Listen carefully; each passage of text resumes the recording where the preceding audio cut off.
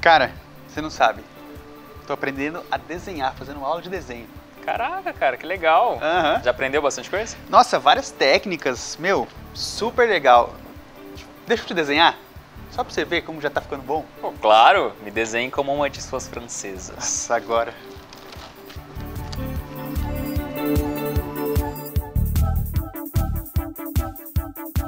Tá pronto. Deixa eu ver.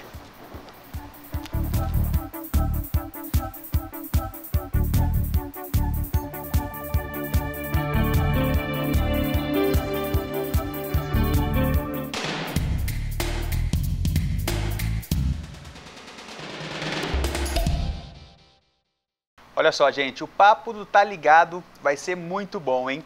Nossa entrevistada de hoje tem uma proficiência excepcional na criação de narrativas visuais através da síntese de formas, linhas e cores. Entendeu ou quer que eu desenhe? Quero que você desenhe. Quero que você desenhe e se não for você quem vai desenhar, vai ser a nossa convidada de hoje. A gente está recebendo aqui a Magopu, que é cartunista, roteirista, ilustradora, um pouquinho de tudo, é isso? Passa um café também se precisar. Tô com uma vontade de um café. Assim, né? O artista brasileiro faz um pouco de tudo. Não dá pra parar, né? Não dá. Mago, bem-vinda. Obrigado por estar aqui com a gente, não tá ligado, viu?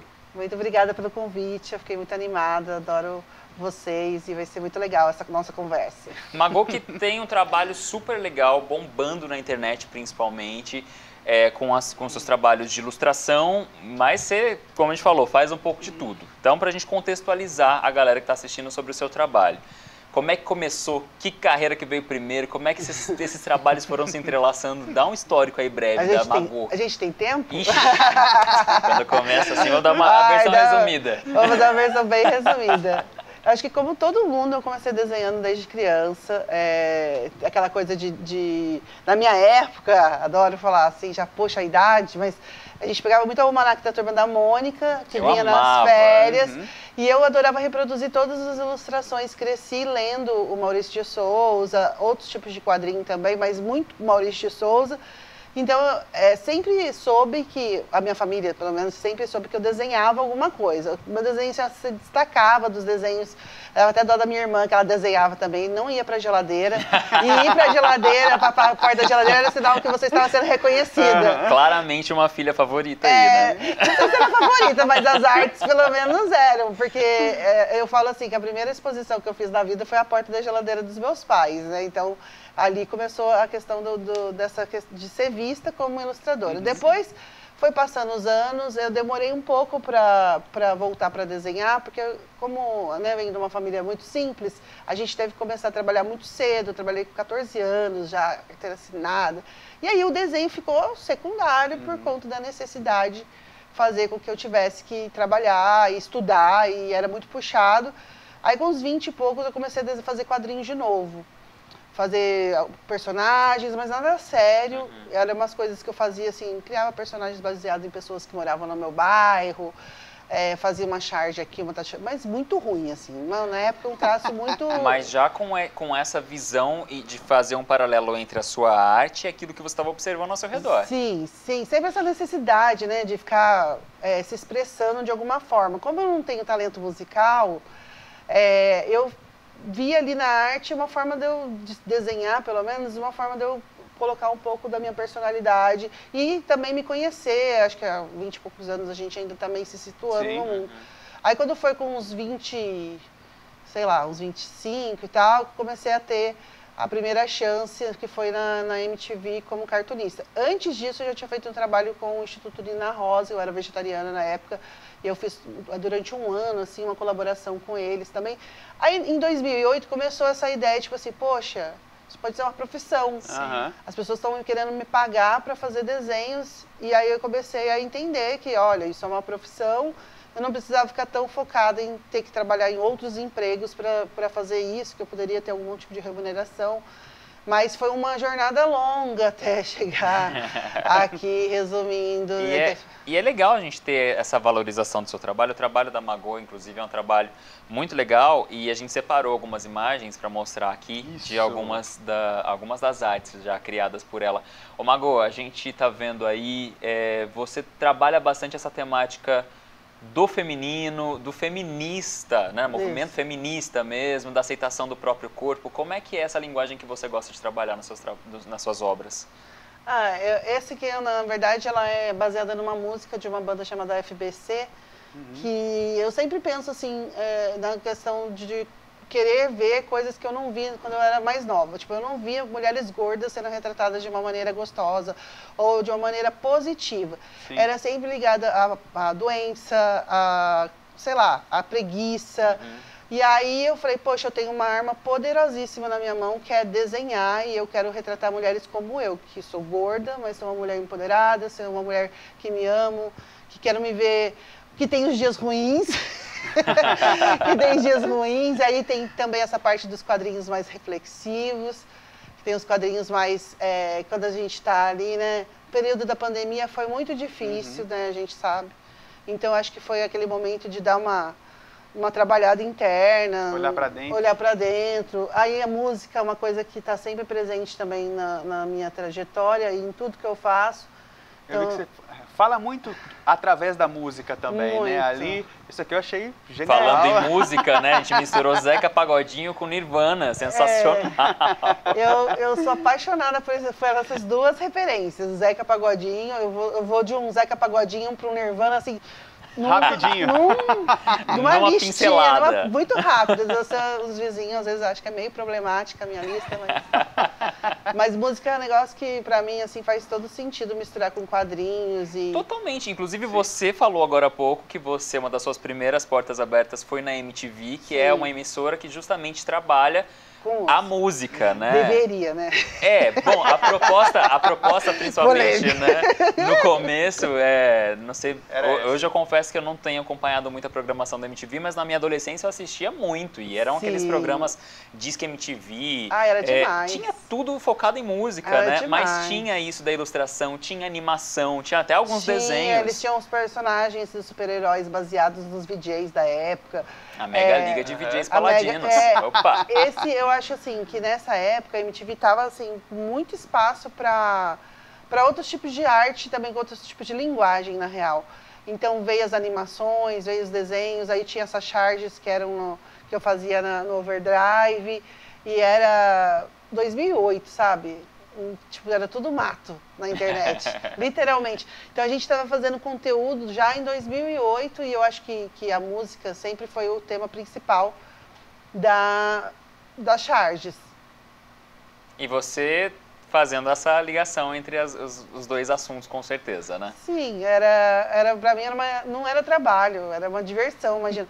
Era numa época, gente, que a Amy Winehouse era toda semana causando. Toda semana era algum bafo da Amy Winehouse. E aí teve uma hora que eu lembro que o editor falou assim, Mago, não dá mais pra fazer charge sobre a Amy Winehouse. Vamos caçar outra coisa, vamos fazer outra coisa, porque assim, não dá. A Amy Winehouse toda semana tinha coisas dela, toda semana. Infelizmente, né, ela tinha o vício, tinha toda a situação, mas ela era uma figura icônica também. E tava ali inserida no mundo pop, no mundo das celebridades, não tem como passar batido, né? E lidar com celebridade, com artista, com gente famosa, nem sempre é tão fácil. A gente vai falar mais daqui a pouquinho sobre isso com a Magô. E para concluir aqui, né, a Magô faz histórias em quadrinhos, mas aqui no Tá Ligado é um pouquinho diferente, a gente faz história em bloquinhos. O primeiro bloquinho já acabou. O segundo vai daqui a pouquinho no ar. Até já!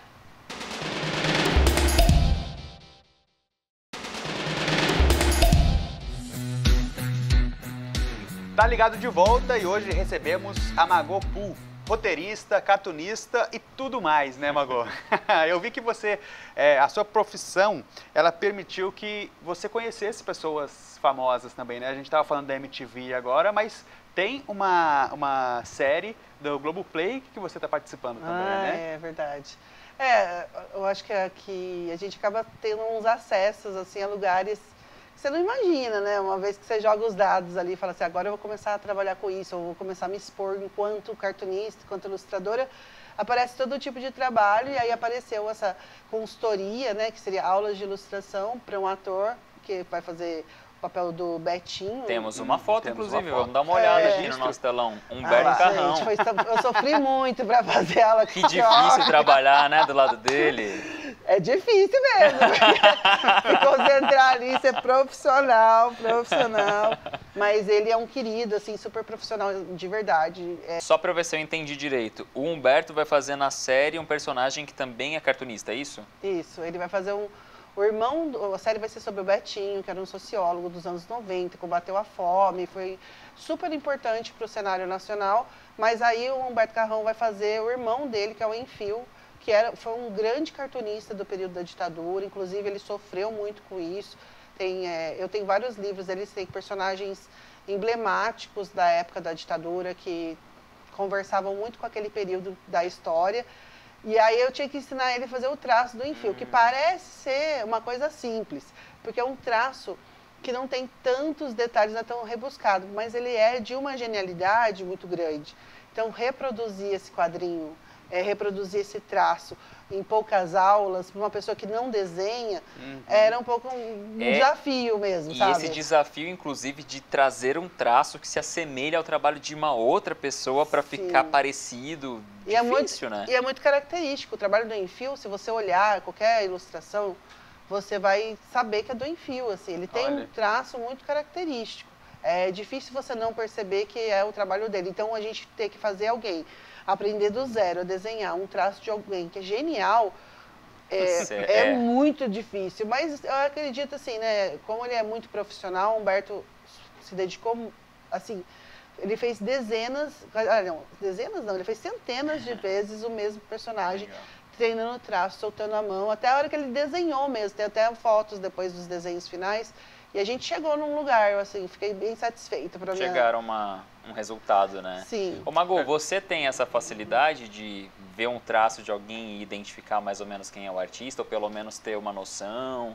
Ah, de alguns sim, eu acho que tem alguns que são bem característicos, mas nem todos são tão simples assim.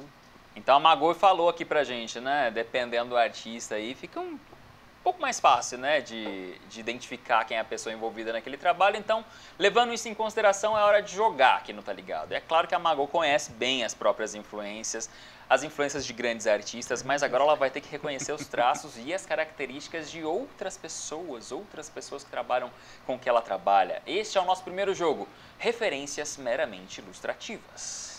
É isso aí, Thiago. A gente vai mostrar algumas charges, como você disse, né? Vamos mostrar algumas charges para a Mago, para ela analisar e tentar descobrir quem é o autor, Mago. Vamos lá? Vamos à primeira, Mago? Ai, eu vou perder um monte de seguidor. Vai. Será? Nada. Essa. Ai, eu falei, eu sei quem fez, mas eu não sei o nome. Eu chutaria o Caruso. Ah, acertou. Aí, ó. De cara? De cara. O que te fez levar a crer que era o Caruso? Geralmente os traços, a forma de colorir, é muito característico a expressão facial dos desenhos dele, a proporção. Um sombreado diferente.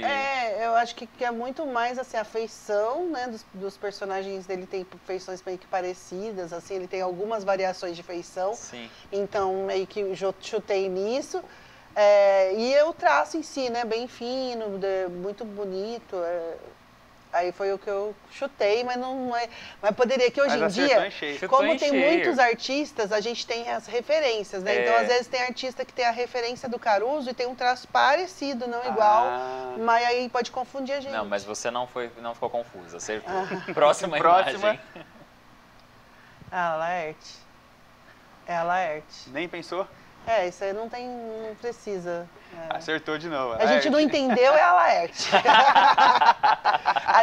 Eu falo assim, uma pessoa para deixar a gente se sentindo burra é a Laerte. Mas eu sou, assim, é uma das minhas maiores referências. Eu adoro o trabalho dela. E tudo o que ela faz, assim, eu acho genial. Então, eu já bati o olho dela, não tem como não... Ela é incrível, né? Na verdade, a gente fica meio confuso com o que a gente está vendo nas imagens, mas assim, sempre que a gente pega para aprofundar, é uma mensagem muito inteligente, no fim das contas. Eu posso contar uma história rapidinho? Deve, claro. Opa, deve.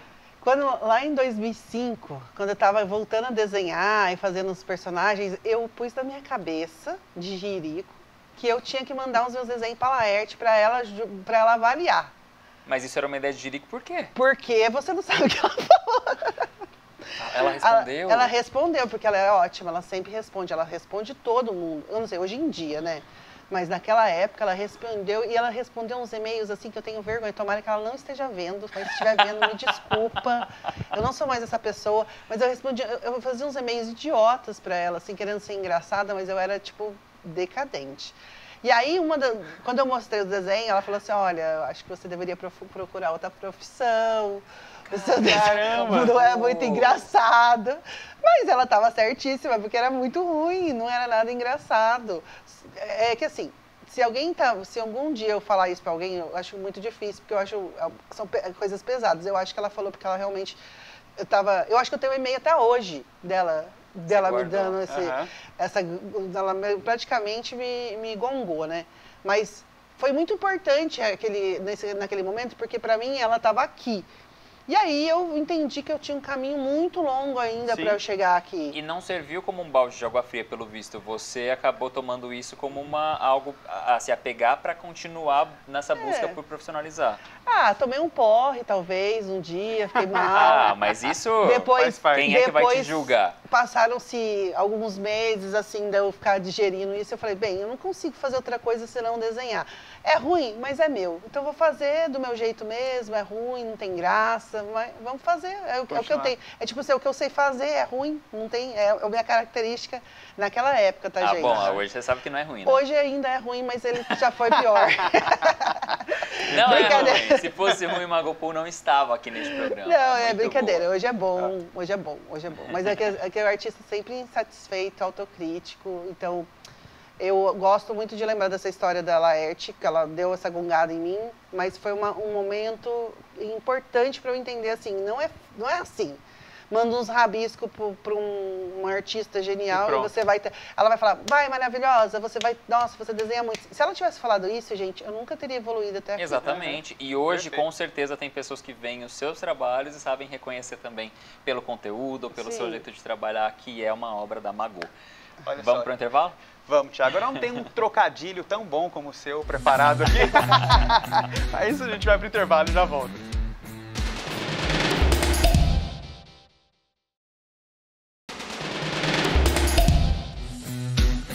Tá ligado de volta? Hoje a gente está conversando sobre a carreira e sobre o trabalho da Magô Pool, que é cartunista, designer e roteirista. Magô, a gente queria conversar sobre alguns dos seus trabalhos, além dos que a gente já conversou até aqui, que foram dois bem marcantes. O primeiro, então, é A Vida que a Gente Não Teve. Tem até uma imagem aqui pra gente mostrar que, pelo que a gente andou pesquisando a seu respeito, sobre o seu trabalho, você falou que, inclusive, foi algo que marcou tua carreira mesmo, né? Sim. Por quê? Acho que esse foi o quadrinho que mais repercutiu, um quadrinho que não era engraçado, né? Porque assim, quando você faz um conteúdo positivista, mais alegre, ele tende a ser melhor recebido pelas pessoas. Sim. E aí esse foi assim, praticamente um escarro, uma coisa que eu tirei de dentro, uma dor, uma situação que eu estava vivendo na minha vida pessoal. E aí eu coloquei aquilo de uma maneira muito crua nos quadrinhos, né? De uma maneira sem nenhum filtro, sem nenhum medo. Ai, vão pensar da minha vida, que se dane, preciso disso. E foi a primeira vez que eu me expus, assim, de algo que eu sabia que era íntimo para as pessoas e a recepção foi muito positiva, né? Das pessoas se identificarem, de como isso impactou em alguns relacionamentos de pessoas que eu nem conheço. Olha. É sobre um rompimento amoroso, é isso? É sobre uma crise de relacionamento, daquela coisa da sua expectativa versus a realidade. Então, a vida que a gente não teve é aquela vida da projeção, da expectativa, do desejo, e não a vida que acontece no dia a dia, quando a gente está num relacionamento. E aí muitas pessoas vieram por conta disso, novos seguidores, veio uma nova fase, assim. E aí eu vi que eu poderia também colocar esse tipo de conteúdo, que eu poderia também expor meu lado mais pessoal, mais existencialista, sem precisar ser engraçada o tempo todo, divertida. Eu acho até curioso, né? Porque quando a gente pensa em ilustração, em charge principalmente, até HQ, a gente sempre pensa majoritariamente em duas alternativas, ou algo engraçado, ou algo que vai fazer uma crítica especialmente política. Isso. E você, nessa obra, que é uma das suas mais famosas, ela acabou que não foi nem por um lado nem por o outro, né? Ela acabou trazendo um outro viés. Acho que quando eu não fiz pensando em nada, não tinha nenhuma pretensão, só queria tirar uma pedra do rim, sabe?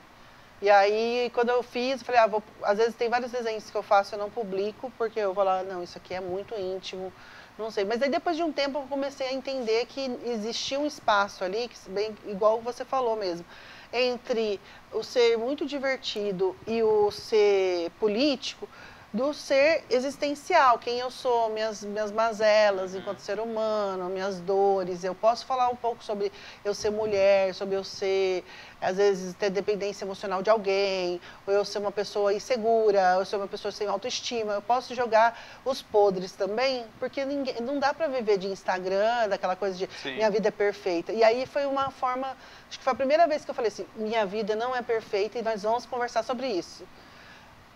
Pra mim funcionou muito, porque agora até tem que parar um pouco de falar da vida imperfeita para começar a voltar a ser engraçada de novo. Mas dá para falar um pouquinho de tudo. Inclusive, tem um outro trabalho dela também que a gente separou aqui, vamos mostrar a capa, que é o Bicho Selvagem. Sim. Essa é uma HQ, né?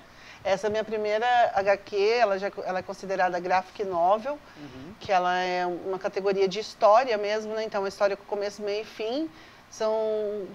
É uma história que se passa num condomínio, não tem nada a ver com o lado existencial, mas tem. Não é engraçada, mas é.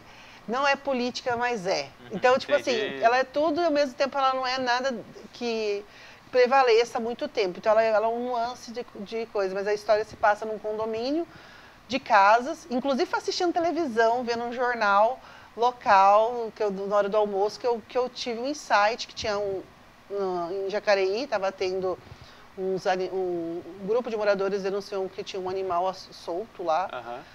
E aí o link ao vivo lá, no condomínio Jacareí, estava simplesmente todo o condomínio lá dando entrevista. Aí eu falei, gente, esse povo não tem que fazer, tipo, é tipo um esquilo, sei lá, um guaxinim, um rato. Ou um gato, né, no caso, como é a capa do livro. E aí esse é um clickbait mesmo, para a pessoa assim, achar que a história é sobre isso.